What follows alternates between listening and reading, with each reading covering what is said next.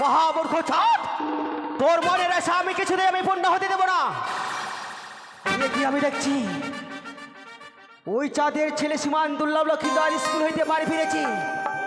তাকে ছলে বলে কৌশলে যেভাবে হোক না কেন তাকে আমাকে বিয়ের কথা স্মরণ করে দিতে হবে। আর লক্ষিন্দরকে যদি বিয়ের কথা যদি না স্মরণ করে দিতে পারি তাহলে যে আমার কাজ সমাধান হবে না। তাই এই মনসা রূপ দূরে রেখে এক সুন্দর রূপ ধারণ করে আমি সে লক্ষিন্দরকে বিয়ের কথা স্মরণ করে দেব। নাম হবে আমার সোনা।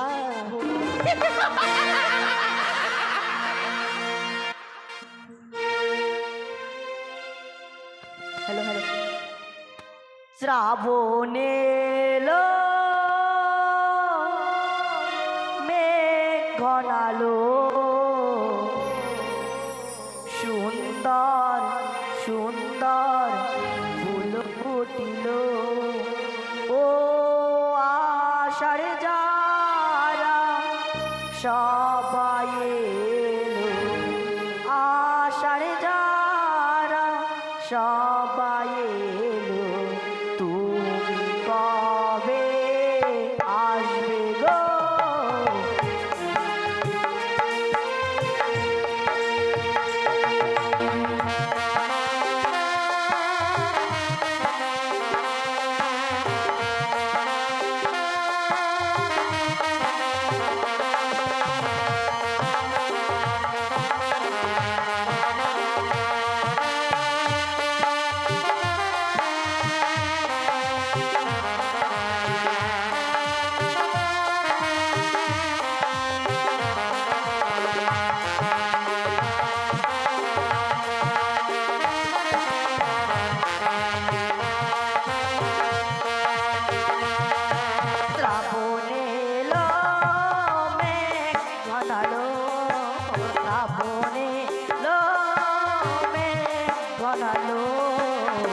সুন্দর সুন্দর ফুল ফুটিল।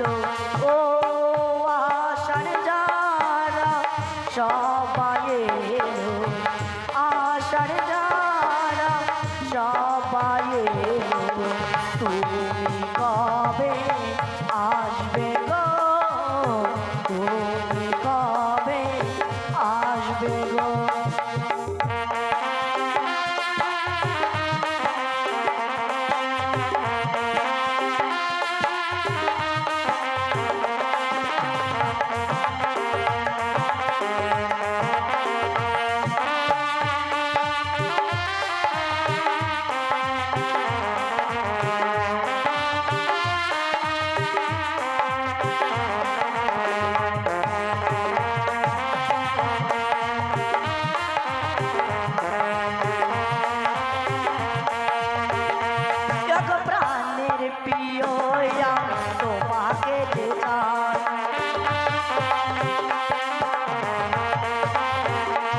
তোমার আশায় আশায় আমার দিন কেটে যায়।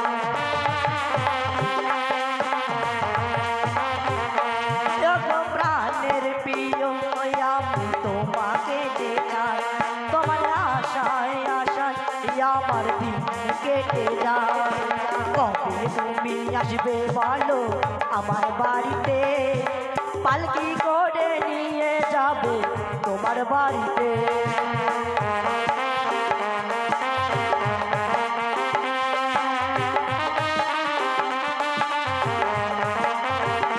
ও কবে হবে তোমার আমার মধুর মিলন? শ্রাবণে এলো মেঘ ঘনালো, শ্রাবণে এলো মেঘ ঘনালো, সুন্দর সুন্দর ফুল ফুটিল। ও আষাঢ় যারা সবাই এলো, আষাঢ় যারা সবাই এলো, তুমি কবে আসবে গো? তুমি কবে আসবে গো? তুমি কবে আসবে গো? তুমি কবে আসবে গো? ও ওই তো সেই লক্ষ্মীন্দর স্কুল হইতে বাড়ি বেরিয়ে যাচ্ছে, তাই তো আমি এই মুহূর্তে তাকে বিয়ের কথা স্মরণ করে দেবো। আমি যদি বিয়ের কথা স্মরণ না করে দিই তাহলে আমি বিশ্বমাঝের বিশ্বপূজিত হতে পারবো না। তাই তো আমি মনসার রূপ দূরে রেখে সুন্দর কামিনী বেসে যাবো, নাম হবে আমার সোনা। ওই তো অনেক বড় বেলা হলো, আমাকে বলেছে মা কি লক্ষিন্দর স্কুল ছুটি হওয়া মাত্র সোজা তুই রাত বাড়িতে ছুটে আসবি। গর্ভধারিণী জননী তো এক মুহূর্তের জন্য চোখের আড়াল হয়ে গেলে লক্ষিন্দর লক্ষিন্দর বলে পাগল হয়ে যায়। তাই তো বিলম্ব না করে এক্ষুনি আমাকে ছুটে যেতে হবে মায়ের কাছে। যাই যাই, অনেক বড় বেলা হয়ে গেল, এই মুহূর্তে ছুটে যায়।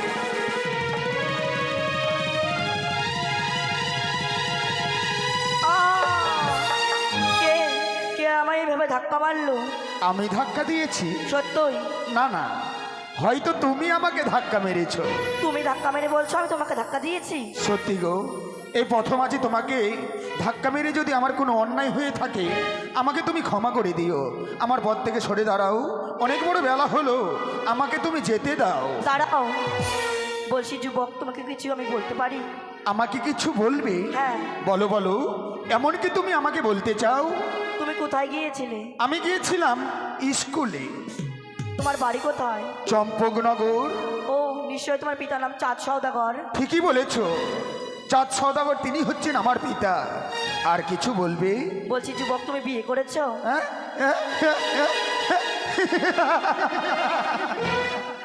বিয়ে? হ্যাঁ। আচ্ছা বলো তো, বিয়ে কি কোনো গাছের ফল, বিয়ে কি কোনো নদীর জল, বিয়ে কি কোনো খেলনার পুতুল তাকে নিয়ে খেলাধুলো করা যায়?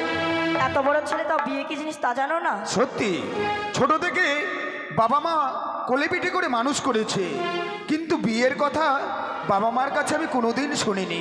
তুমি এই তোমার কাছে প্রথমবার শুনলাম। তুমি যদি বিয়ে করো তাহলে হ্যাঁ। আমার মতন একজন সুন্দরী করে লাভ করতে পারবে। তোমার মতো সুন্দরী? হ্যাঁ? সত্যি মাথাটা তোমার খারাপ আছে, এতক্ষণে বুঝতে পেলাম। তাই আমার পথ থেকে সরে দাঁড়াও, আমাকে তুমি যেতে দাও। একই লক্ষ্মীদের কোনো কাম ভাব নেই, তাই তো আমি এই মুহূর্তে কামিনীর কাছে কাম ভাব নিয়ে লক্ষ্মীদের নিক্ষেপ করলাম।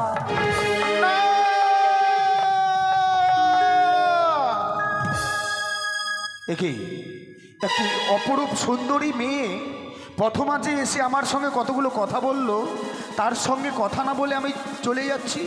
না না না না, ওই মেয়েটার মুখটা যে আমার দুই চোখে ভেসে উঠছে, ওই মেয়েটার সঙ্গে কথা বলার জন্য আমার মন বিচলিত হয়ে পড়েছে। যাই যাই, ওই মেয়েটার সঙ্গে আমি কয়েকটি কথা, কিন্তু মেয়েটার সঙ্গে কথা বলবো কেমন করে? না না, যে করে হোক আমাকে কথা বলতেই হবে। এই যে শুনছো, রাগ করেছে, আর একবার গিয়ে দেখি, নিশ্চয়ই কথা বলবে। এই যে শোনো না, রাগ করারই কথা।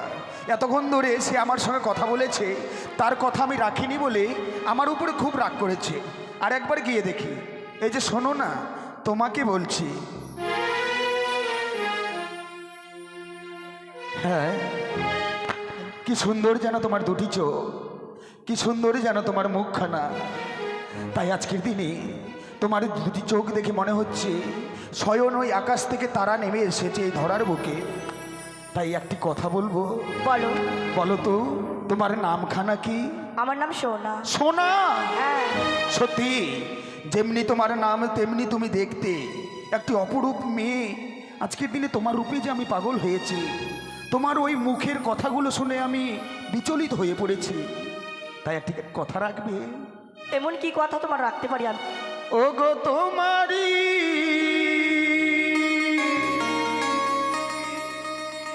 ভরসে জীবন আমার গো ধন্য হলো, তুমি যে আমার চির আশার আলো, তুমি যে আমার চির আশার আলো। এসো সোনা, ধরা দাও, এসো ধরা দাও।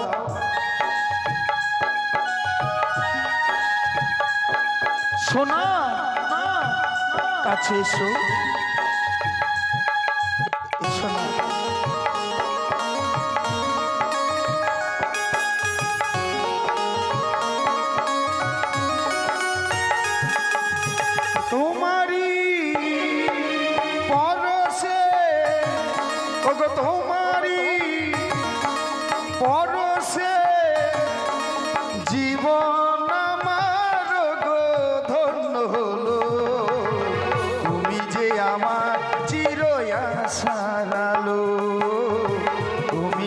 আমার চির আশার আলো ওগো তোমারই পরশে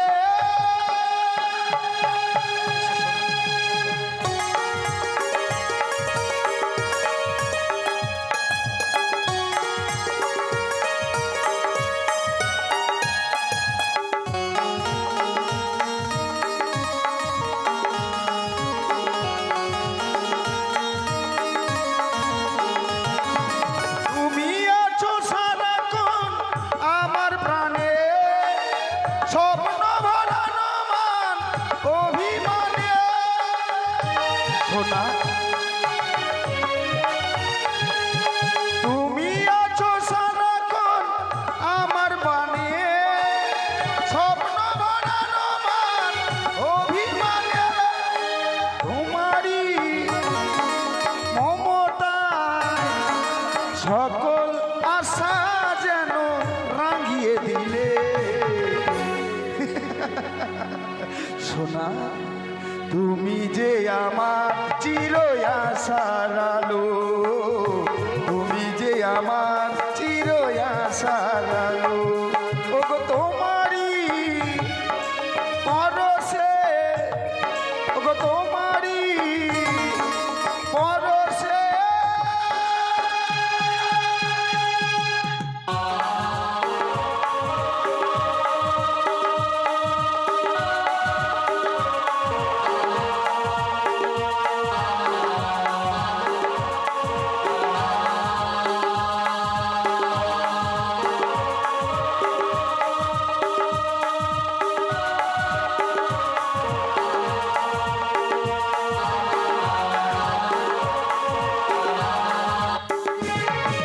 তুমি আমার জীবনে সুখের গীতি হয়ো না কখনো তুমি দুঃখের স্মৃতি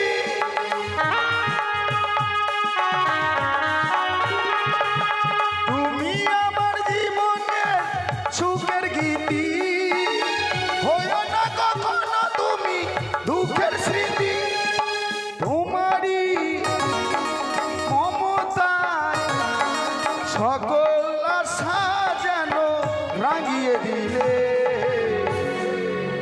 সোনা কাছে সোনা আমি যে তোমার রূপে পাগল তুমি যে আমার চির আশার আলো তুমি যে আমার চির আশার আলো ওগো তোমারই পরশে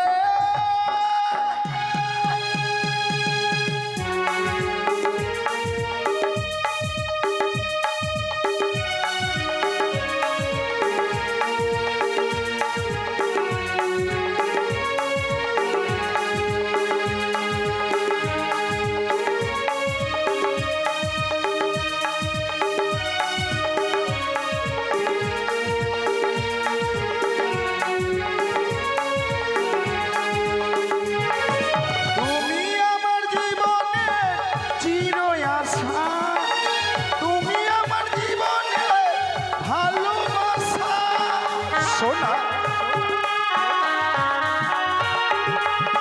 তুমি আমার জীবনে চির আশা তুমি আমার জীবনে ভালোবাসা তোমারই ওগো মমতায় সকল আশা যেন রাঙিয়ে দিলে তুমি যে আমার চির আশার আলো তুমি যে আমার চির আশার আলো ওগো তোমারই পরশে জীবন আমার গো ধন্য হলো তুমি যে আমার চির আশার আলো তুমি যে আমার চির আশার আলো লা লা লা লা লা লা লা লা লা লা হে হে হে হে হে হে হে হে একই শোনো না না না শোনা না এমনিভাবে আমাকে পাগল করে দিয়ে তুমি আমার কাছ থেকে দূরে সরে যাচ্ছ কেন সোনা কেন একটিবার তুমি কাছে এসো, আমি যে তোমাকে সারাটি জীবনের জন্য কাছে পেতে চাই। না, এ হতে পারে না। এ কি বলছো সোনা? তুমি না আমাকে কথা দিয়েছিলে তোমার ওই রূপে আমাকে পাগল করেছো, তাই আজকের দিনে অমন করে দূরে কেন সরে যাচ্ছ? আমি যে তোমাকে সারাটি জীবনের জন্য আমার এই বুকের মাঝে চাই। ও, তুমি যদি সত্যই আমাকে পেতে চাও তবে তোমাকে কিছু কর্ম করতে হবে। কর্ম? হ্যাঁ। বলো সোনা বলো, এমন কি কর্ম করতে হবে তোমাকে কাছে পাওয়ার জন্য? তাহলে তুমি এই মুহূর্তে ছুটে যাও তোমাদের গোসা মন্দিরে। গোসা মন্দিরে? হ্যাঁ। তারপর? সেখানে প্রবেশ করবে। তারপর কি করব? যে তোমাকে প্রথমে দেখতে আসবে তার সাথে 3 শর্ত অঙ্গীকার করে বিয়ের কথা বলবে। তবে আমি তোমাকে কাছে পাবো? হ্যাঁ। হ্যাঁ? তুমি যদি তাই হয় শোনা, আমাকে কথা দাও, যতক্ষণ পর্যন্ত তো ওই গোসা ঘর থেকে আমি না আসবো তুমি এখান থেকে কোথাও যাবে না, তুমি আমার পথ চেয়ে থাকবে। ঠিক আছে। বেশ, এই মুহূর্তে ওই সুন্দরীকে কাছে পাওয়ার জন্য আমি যাব না ওই বাড়িতে ফিরে। তার কথা মতো আমি এক করে প্রবেশ করলাম সেই গোসা ঘরে। এই চাল, তোর খুব অহংকার না? তুই সামান্য মাত্র মানব হয়েছিস, কথা বলতে পাই পুষ্পাঞ্জলি আমি বড় ভুল করেছি। তোর রাগ অহংকার আমি ধুলোর সাথে মিশিয়ে দিব। একবার খালি লক্ষ্মী ধরে বিয়ে হয়ে যা, তাহলে আমার কাজ সম্পূর্ণ হয়ে যাবে। তাহলে আমি বিশ্বমাতার বিশ্বভূষিত হতে পারবো।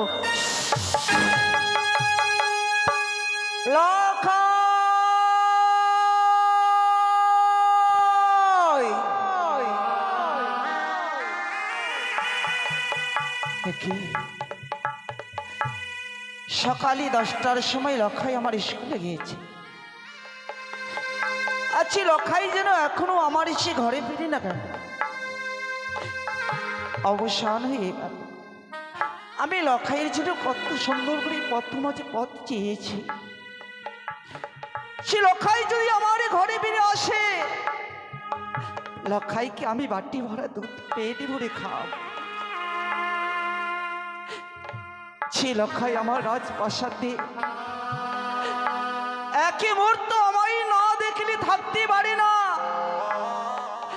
লক্ষাইকে আমি নিজে হাতে না খাওয়ালে লক্ষাই কখনো নিজে হাতে খাই না। আজ এই অবসর হয়ে গেল কেন? আমার লক্ষাই এখনো ঘরে ফিরে আসলো না।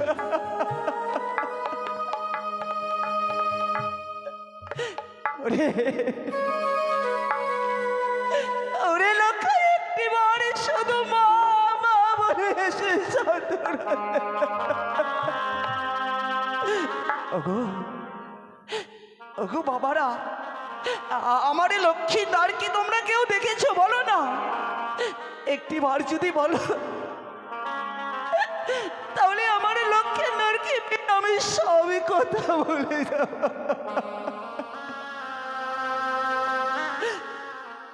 ওগো ওগো মায়েরা, বলো না গো, আমার লক্ষ্মীর দ্বার কি তোমরা কেউ দেখেছো স্কুল থেকে ফিরে আসা? বলো না, তোমাদের পায়ে ধরে বলছে একটি বাড়ি শুধু আমার লক্ষাইয়ের কথা আমায় বলে দাও।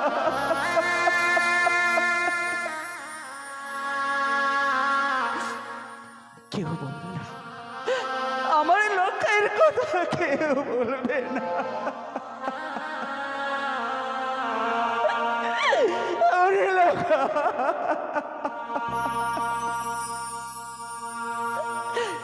ও কোথায় গেলি রে?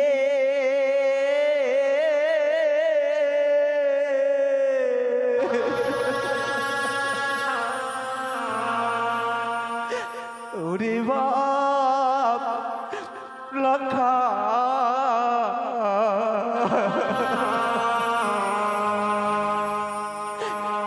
একবার মা বলে কুলিয়া রে।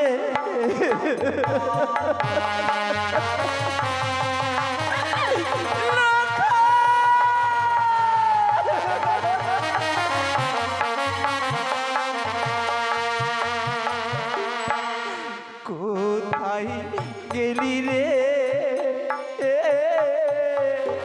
ওরে বাবি লক্ষা, মা বলে কুলিয়া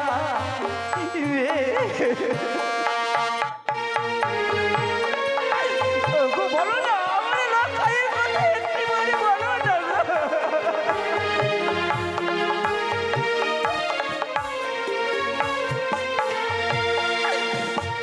লক্ষাই রে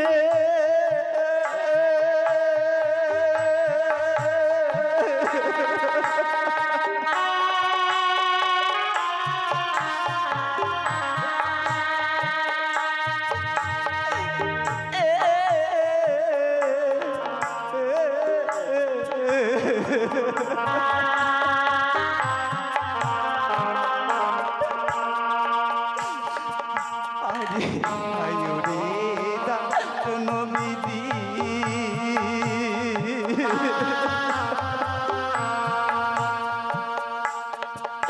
আমার এ ছিল পালে রে ওরে ভাবি লাখাই মা বলে তুলিয়া রে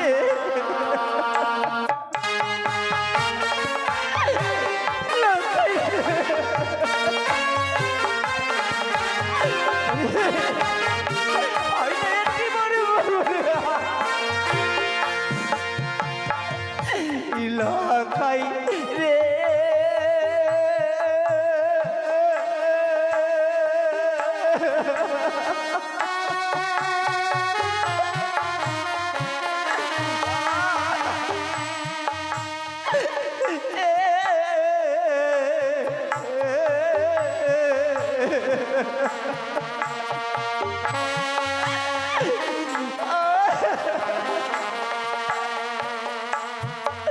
ওরে ডাকিবে মামা বলে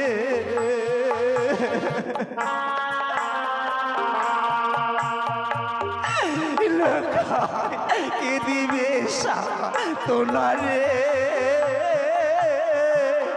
ওরে ভাবি লখাই মা বলে তুলিয়াই রে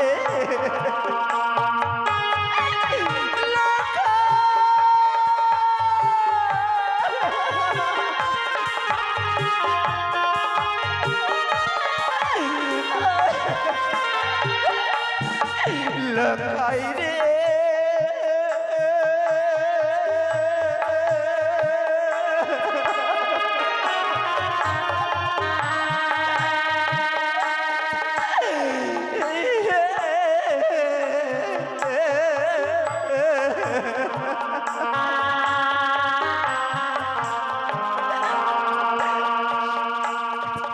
ওই না একে একে ছয় পুত্র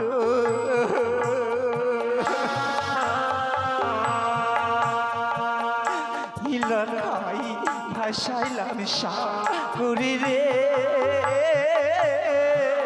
ওরে বাবি লখাই মা বলে তুলিয়াই রে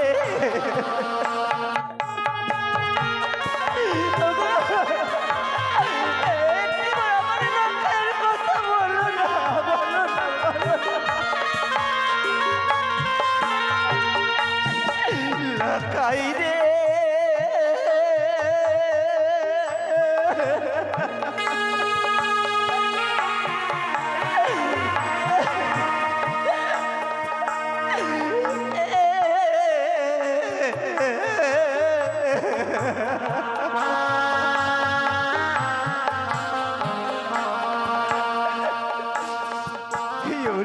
মাটি ভরা দুধরে লঙ্কা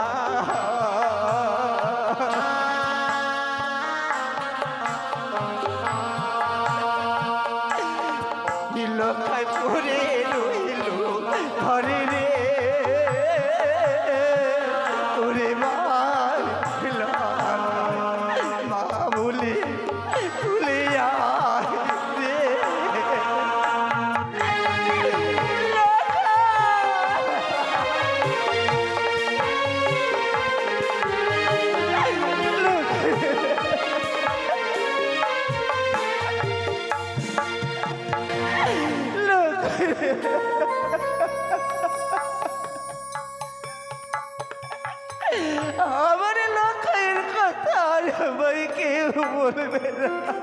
একে আজ যেন কি অন্তপুরে লখাই লখাই বলে কাঁদে।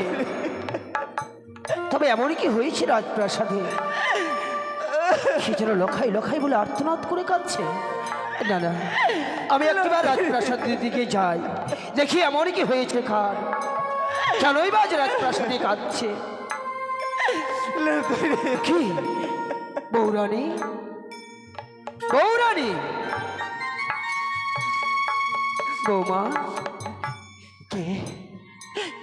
মন্ত্রী কাকু, হ্যাঁ বৌমা, আপনি এসেছেন? হ্যাঁ এসেছি বৌমা। কিন্তু মন্ত্রী কাকু, কিন্তু তুমি তুমি অমনি ভাবে ওই রাজপ্রাসাদে মাথা ঠুকে ঠুকে নয়ন জলে বক্ষ ভাসিয়ে কাঁদছো কেন মা? আমার যে সর্বনাশ হয়ে গেছে মন্ত্রী কাকু। সর্বনাশ হয়ে গেছে? এ কি বলছো বৌমা? আমি যেন তোমার কোনো কথাই বুঝতে পারছি না। তুমি একটিবার যদি প্রকাশ করে আমার কাছে বলো, তাহলে তোমার কথাগুলো আমি ঠিক বুঝতে পারবো বৌমা। মন্ত্রী কাকু, আপনার কাছে তো আমি বলবো, আমার যে গুণধনী পুত্র লক্ষ্মীনারকে হ্যাঁ হ্যাঁ, সকালে 10টার সময় স্কুলে রেখে এসেছিলেন। সত্যই?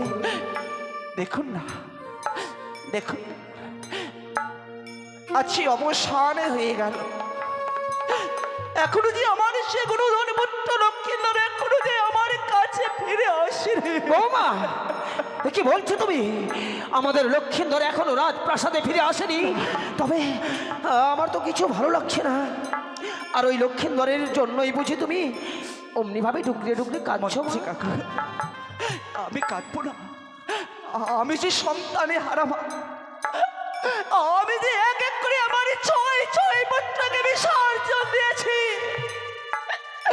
আমার লক্ষ্মীন্দরকে পেয়ে আমি সবই কথা আমি ভুলে জানি, আমি জানি বৌমা, লক্ষ্মীন্দর তোমার হচ্ছে প্রাণের স্পন্দন। তুমি এক এক করে ছয়টি সন্তানকে হারানোর পর লক্ষ্মীন্দরকে কোলে পেয়ে তুমি সব দুঃখ ভুলে গেছিলে।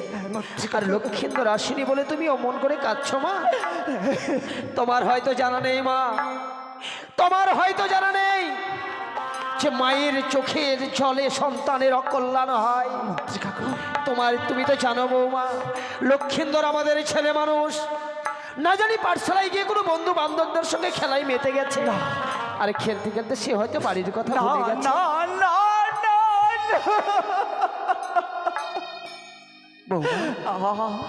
আমার এই সেই চম্পকী নগরে শত প্রচার বিন্দু রয়েছে। হ্যাঁ, সকলেকে আমি জিজ্ঞেস করলাম, ওগো আমার লক্ষ্মীনার কি তোমরা কেউ দেখেছো বলো না? কিন্তু তারা কি বলেছে বৌমা? তারা যে আমার লক্ষ্মীনারের কথা কেউ বলতে পারে না। বৌমা, লক্ষ্মীন্দরের কথা তোমায় কেউ বলতে পারেনি? এই চম্পক নগরে কেউ লক্ষ্মীন্দরকে দেখেনি কি তুমি বলছো? হ্যাঁ, না না, হ্যাঁ, লক্ষ্মীন্দরকে ছাড়া এই রাজপ্রাসাদ যেন চির অন্ধকার হয়ে যাবে। ও মনে পড়েছে বৌমা, আমি এতক্ষণে স্পষ্ট বুঝতে পেরেছি লক্ষ্মীন্দর কেন ফিরে আসেনি। কেন? লক্ষ্মীনার কি কোনো আমি কটু কথা বলেছি? না বৌমা, কোনো আঘাত দিয়েছে? তুমি আঘাত দাওনি। তাহলে কেন? দিয়েছি তো আমি বৌমা। আপনি? হ্যাঁ, আপনি আমার লক্ষ্মীনারকে আঘাত দিয়েছেন? সে আঘাত নয় বৌমা। আমি যখন 10টার সময় লক্ষ্মীন্দরকে পাঠশালায় রেখে আসি, আমি লক্ষ্মীন্দরকে বলে এসেছিলাম যে দাদু ভাই, তোমার পাঠশালার ছুটি হলে আমি তোমায় নিতে আসবো। কিন্তু জানো বৌমা, আজ আমি রাজকার্যে ব্যস্ত ছিলাম বলে লক্ষ্মীন্দরকে আমি আনতে যেতে পারিনি। তাই তো আমার মন বলছে দাদু ভাই আমার উপর অভিমান করে গৃহ মাঝে ফিরে আসেনি।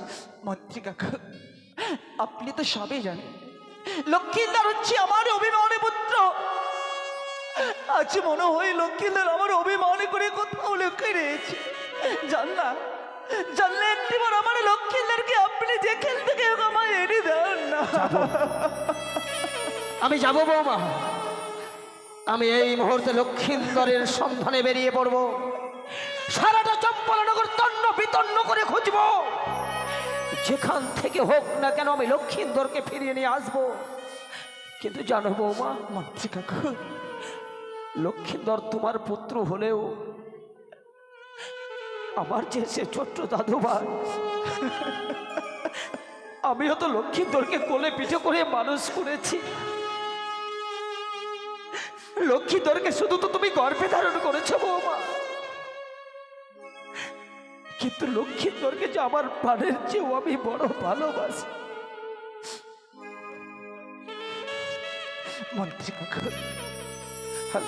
লক্ষ্মীন্দর আমার প্রাণের চেয়েও সবচেয়ে বড়। লক্ষ্মীন্দর উপর আমার সে মায়া মমতা রয়েছে। সে লক্ষ্মীন্দর যদি আমার কাছ থেকে হারিয়ে যায়, আমার এই পূর্ণ কলটি আমার কাছ থেকে লক্ষ্মীন্দর হারালে আমার কলি শূন্য হয়ে যাবে। আপনি জান না, আপনি দেখেন দেখুন আমার লক্ষ্মীন্দরকে আমার এনে দেন। যাব যাব বৌমা, আমি আমি এই মুহূর্তে লক্ষ্মীন্দরের সন্ধানে বেরিয়ে পড়ব। কিন্তু বৌমা, বলুন। তুমি আর এমনি ভাবে রাজপ্রাসাদে খেতো না মা। আজকের দিনে তোমায় যদি সত্যি কাঁদতেই হয়, তাহলে এই রাজপ্রাসাদে না কেঁদে ছুটে যাও সে আমাদের চণ্ডী মণ্ডপে। ওই চণ্ডী মণ্ডপে গিয়ে মায়ের চরণ তলে মাথা ঢুকে ঢুকে নয়ন জলে মায়ের চরণ দুটি ধুয়ে দিয়ে মায়ের কাছে করো জোরে বিনতি করো, আমাদের লক্ষ্মীন্দর যদি রাজপ্রাসাদে যেন ফিরে আসে। আমি এই মুহূর্তে আপনার কথা মতো যাব আমার এই চণ্ডী মন্দিরে। মন্ত্রী কাকু, এই চণ্ডী মন্দিরে গিয়ে আমার লক্ষ্যের জন্য আমি মাথা ঠুকে ঠুকে কাঁদবো। জগো আমার লক্ষ্যকে যেন ফিরে আসতে পারে। আর আমিও তোমায় এই পবিত্র রাজপ্রাসাদে দাঁড়িয়ে কথা দিয়ে গেলাম বৌমা, লক্ষ্মীন্দরকে যদি আমি চম্পলার বুকে খুঁজে পাই, তবেই আমি তোমার সম্মুখে এসে দাঁড়াবো। আর যদি লক্ষ্মীন্দরকে খুঁজে না পাই, আমি কোনোদিন তোমার সম্মুখে এসে দাঁড়াবো না বৌমা। মন্ত্রী কাকু, কোনোদিন দাঁড়াবো না, মন্ত্রী কাকু, আপনি কি কথা বলছেন মন্ত্রী কাকু? আমারই লক্ষ্যকে নাড়িয়ে আসলে যে আমি প্রাণে বাঁচবো না। যাই বৌমা যাই, কথায় কথায় যেন অনেক বিলম্ব হয়ে গেল। আমি এই মুহূর্তে লক্ষ্মীন্দরের সন্ধানে বেরিয়ে পড়ি।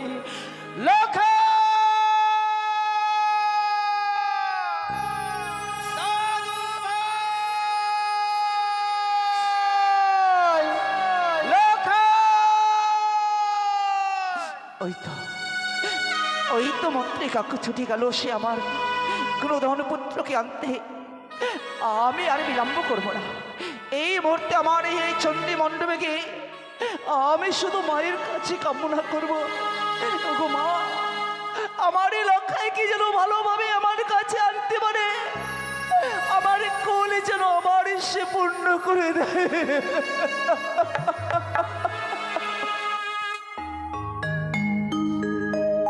একে অনেকক্ষণ হলো গোসাঘরে প্রবেশ করেছি, তবে কি আমার গর্ভধারিণী জননী আমাকে খোঁজাখুঁজি না করে ওই রাজপ্রাসাদে নিশ্চিন্তায় রয়েছে? না না না, গোসাঘরে প্রবেশ করেছি আমি ঠিকই করেছি। এই গোসাঘর থেকে যদি বের হয়ে যাই, আমি ওই সুন্দরীকে কাছে পাবো না, তাই কিছুক্ষণ অপেক্ষা করে দেখি।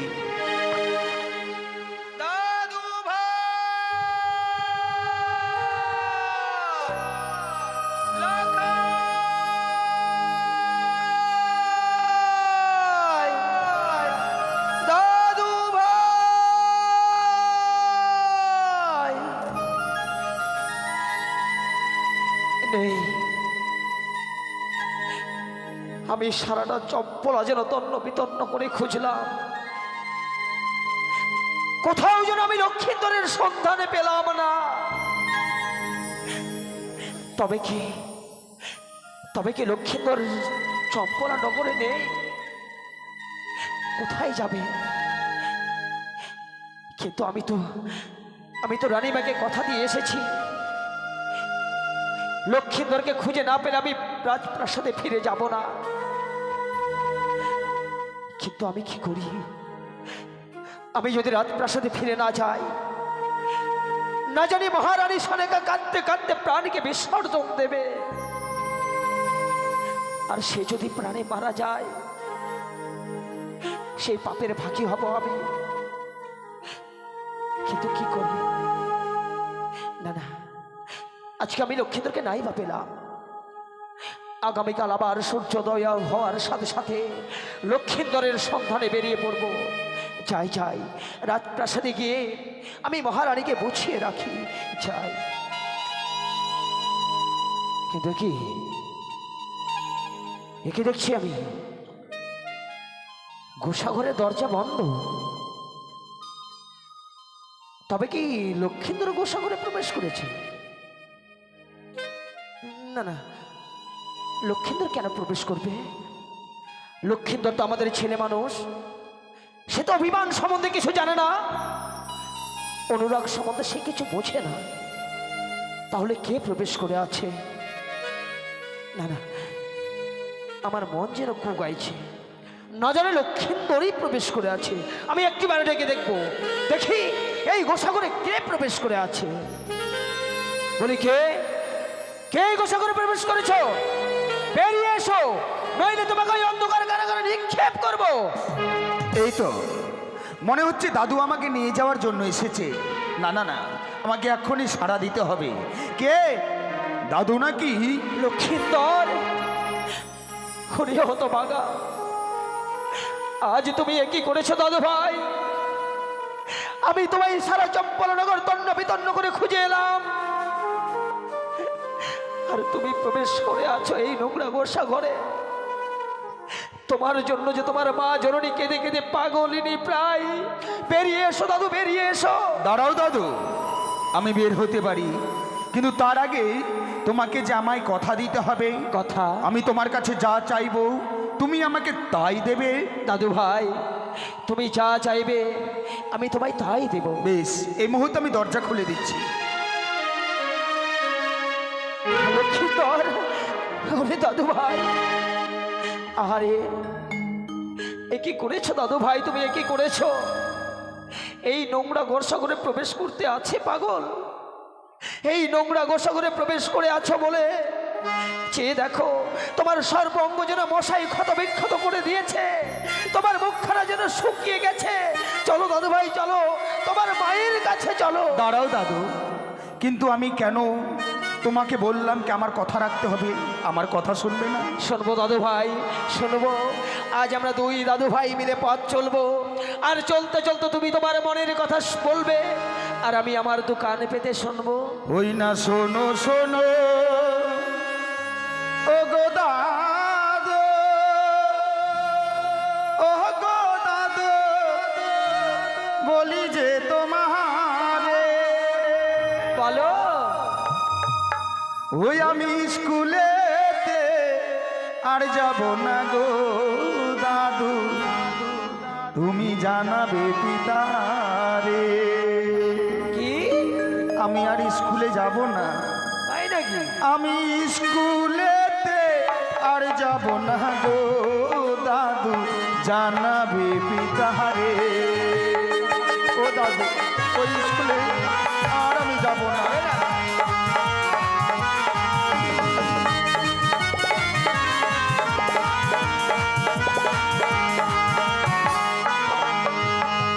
শোনো শোনো ও গো দাদু, ও গো দাদু, বলি যে তোমার স্কুলেতে আর যাব না গো দাদু, জানাবে পিতারে।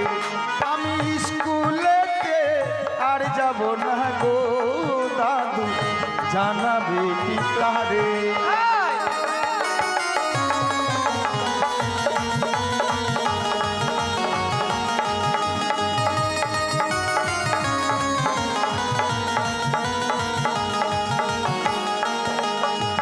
ও দাদু, আমি ওই স্কুলে আর যেতে চাই না। খিদু লখাই, তুমি স্কুলে যাবে না? কিন্তু কেন? স্কুলের লেখা পড়া ও গো দাদু ভালো যে লাগে না, তাই নাকি? লেখা পড়াই ও গো দাদু আমার মন যে বসে না, ওই লেখা পড়াই ও গো দাদু আমার মন যে বসে না। তাই নাকি? না দাদু, আমাকে ভালো লাগে না।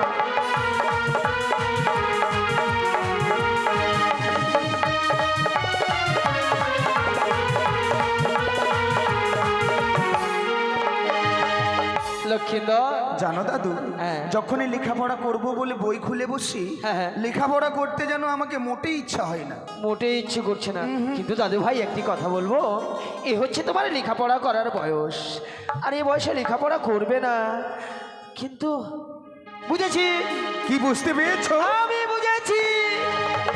আমি কি চাই আর তুমি বুঝতে পেরেছো? হ্যাঁ, বলো। তোমার লেখাপড়ায় মনে বসছে না কেন? কেন?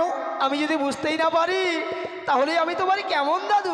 বলো না দাদু, বলো না। দেখো দাদু ভাই, তুমি হচ্ছে রাজপুত্র তো, আমার মন বলছে তুমি বুঝি তোমার পিতার সঙ্গে বাণিজ্যে যাবে।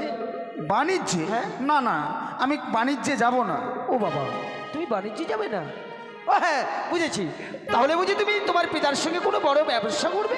না দাদু, আমি কোনো ব্যবসাও করব না। লক্ষিন্দর, আমি কি করতে চাই জানো? তুমি এই বয়সে ব্যবসা করবে না, বাণিজ্যে যাবে না, তাহলে তুমি কি করবে? লেখাপড়া ছেড়ে দাদু, ও গো দাদু, বিয়ে। আমি বিয়ে করব। চুপ করো। আমি বিয়ে করব। বিয়ে করবে? আমি বিয়ে করব। দাদু, আমি বিয়ে করব? হতচ্ছাড়া কোথাকার, আমি বিয়ে করব। পাগল হয়ে গেছে। শোনো দাদু ভাই, না না না, ছেলে মানুষ তো চটানো যাবে না, ওকে বুঝিয়ে রাখতে হবে। হ্যাঁ হ্যাঁ, দাদু ভাই বলো দাদু। বিয়ে করবে? হ্যাঁ, করবে তুমি? আমি বিয়ে করব। আচ্ছা ঠিক আছে, বিয়ে তোমায় দেবো। আচ্ছা বলো তো, বিয়ে দেখতে কেমন? আমি কোনোদিন বিয়ে দেখেছি নাকি? জানি না, কিচ্ছু না। আচ্ছা বলো তো, বিয়ে খাওয়া যায়? হ্যাঁ, ভালো জিনিস খাওয়া যায়। বিয়ে খাওয়া যায়? কিচ্ছু জানে না দাদু ভাই। বলো। আমি তোমায় বলি, বিয়ে কি জিনিস? কি জিনিস? বিয়ে যে করেছে, হ্যাঁ। অকালে সে মরেছে।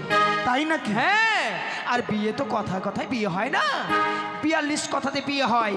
আর বিয়ে করতে গেলে উপযুক্ত বয়স হতে হয়। ও, বিয়ে যে করে সে অকালে মরে? হ্যাঁ সেই জন্য তুমি বিয়ে করোনি? হ্যাঁ। আর তোমার সেই জন্য বয়সও হয়নি? না, আমার এখনো বিয়ের বয়স হয়নি। দেখো না আমি কেমন অটুট হয়ে আছি। হ্যাঁ। দেখেছো, বুড়ো পড়ে গেছে বলছে বয়স হয়নি। কিন্তু জানো দাদু, হ্যাঁ। আমার যদি বিয়ে না দাও আমি কি করব? কি করবে? বিয়ে যদি না দাও দাদু গো, আমি প্রাণে মারা যাব। যাও, যাও। বিয়ে যদি না দাও দাদু গো, আমি প্রাণে মারা যাব। মরে যাও।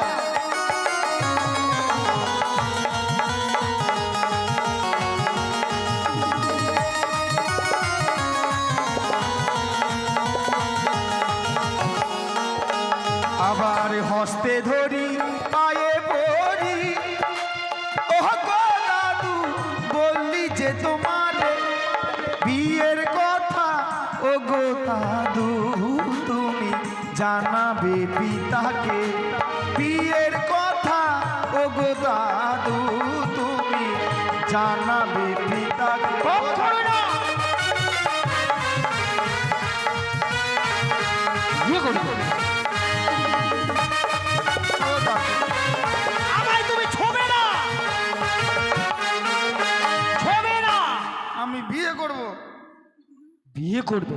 আমি কিচ্ছু জানি না, কখনোই হবে না, বিয়ে করব। হবে না। আর বিয়ে যদি না দাও আমি কি করব? কি করবে?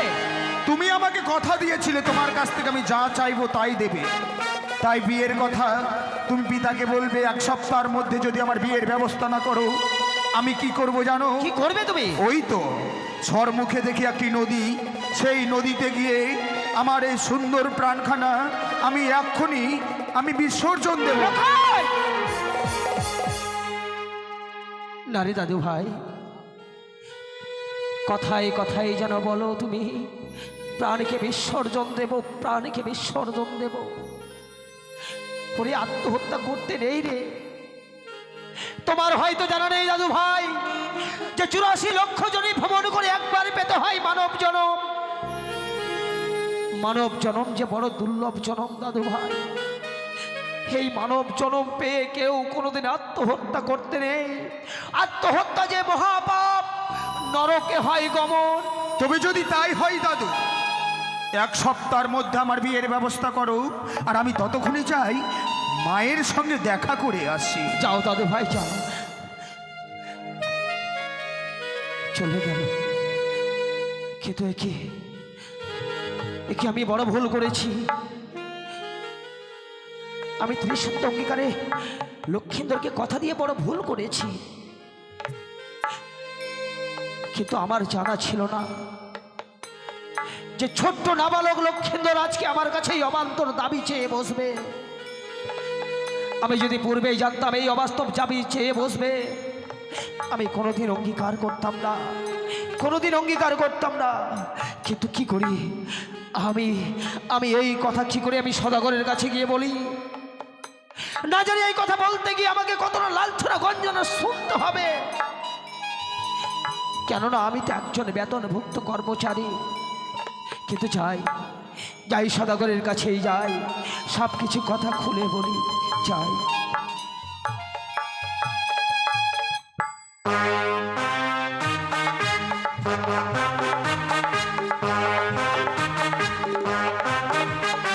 আমার একমাত্র সন্তান দুর্লভ লক্ষিন্দর দিনের পর দিন বড় হতে চলেছে, তাই লক্ষিন্দরকে নিয়ে আমার বড় স্বপ্ন। আর স্বপ্নকে সত্যি করবার জন্য লক্ষিন্দরকে ভর্তি করেছি আমার চম্পকনগরের বাল্য পাঠশালায়। আমি ভেবে রেখেছি আমারও বর্তমানে আমার রাজপ্রাসাদের উত্তরাধিকার করব আমার একমাত্র সন্তান লক্ষিন্দরকে। বলো না